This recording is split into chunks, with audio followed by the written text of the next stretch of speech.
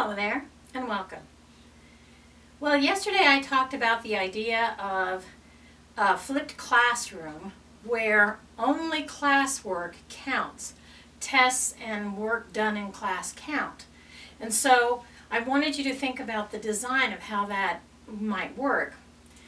When I was teaching some years ago, it was very common if I decided to try to schedule a test on a Friday for my students to go, "Oh, come on, ma'am, we have tests in every class on Friday." And I would listen to that, and sometimes I would succumb to the suggestion that it was too much to have that many tests on Friday. And sometimes I would not, because that 5-day week that we all used and we all worked in, the students and the teachers, had a very satisfying shape to it. So you'd come in on Monday, you'd study something for the week, and then on Friday you'd take the test on it. That feels good, and the pattern is easy to repeat. But if I were doing a flipped classroom right now, I would set it up slightly differently. I would make Monday the day of new information, new concepts, new elements. And that would be the teaching day where I actually got up and used teaching techniques like lecture, like presentation, like demonstration for my students. Then Tuesday they would do their in-class work, or at least start it. Now, what this might mean is I might have two sets of problems. Let's say I were working in something like a science class or a math class.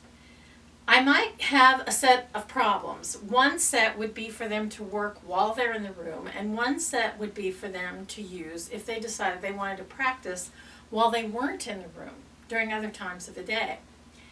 This sets up a possibility for them. Now, you could even post problems like this online so that they could go online and download them or print them out and try to work them out. And that way they could even go to AI and have AI solve them. But of course that would mean nothing because they wouldn't get credit for that. So what's interesting about this idea of take-home work is it's just for practice.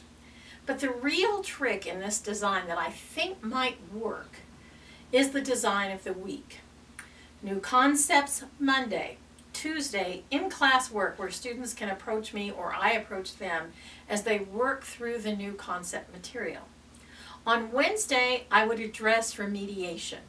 In other words, if there was anything that I was seeing commonly in the problems or things that I was noticing crop up, I would address that during class and then use the rest of the class for them to finish or to come close to finishing their in-class work. Then they would take a test on Thursday. Not Friday, Thursday. And it would be an exam. That's my cat talking to us now. She's determined to show up in these videos. Okay, her name's Cleo.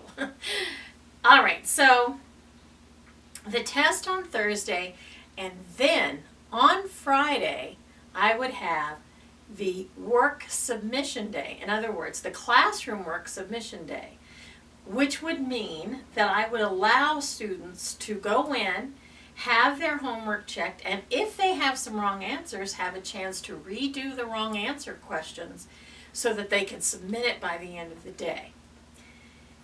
Or we could even check it at the end of the day in the last 15 minutes of the class. Now, why am I suggesting this design? Well, first of all, what it would do is it would allow you to remediate the test per se through the classwork. If the kids work hard on the classwork, they should be able to do the test. If they struggle with the test, they have one more day in class to get another grade in that will counterbalance it. If they do really well on the test, they can either relax or they can actually work really hard because they want that A. In any case, the last day of class will be about them making sure to bolster the work they've done in the area, to go back to make sure they know it. And I suspect that if you had a set of problems or questions or challenges that you sent with them to do optionally, or set up online for them to do optionally, then what you would find is students would really start to put in the effort to try to do it right. Because you witnessing their work, of course, gives value to their work. But even more, the practicing that you would usually think of as homework practicing would take place outside the room, but you, teacher, do not have to evaluate it. You could keep the student work in the room, and at the end of the week mark it, and at the beginning of the next week return it when you start the next concept, like on a Monday. So that the grades, first of all, your grades would always be caught up, which would be awesome. Let's face it, that would be awesome. But second, you would be teaching them that if they mess up, like on a test, or mess up, like on homework, there's opportunities for them to fix those problems. Now, this is just my theory of how I would do it. I am not in the classroom right now, so the solutions that I'm suggesting are just possibilities. And the truth is, if I was in the classroom right now, it would still be just a suggestion. Frankly, any practice, you have to decide it matters enough to you to perfect it. Because the first few times you do a new method or a new system, there are going to be real problems with it because you're not practiced with it. But if you see potentiality in it, stick in there, stay in there.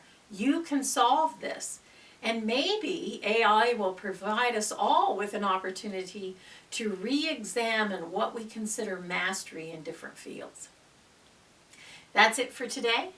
I hope you have a glorious rest of the day, and I hope you see me soon. You gorgeous people.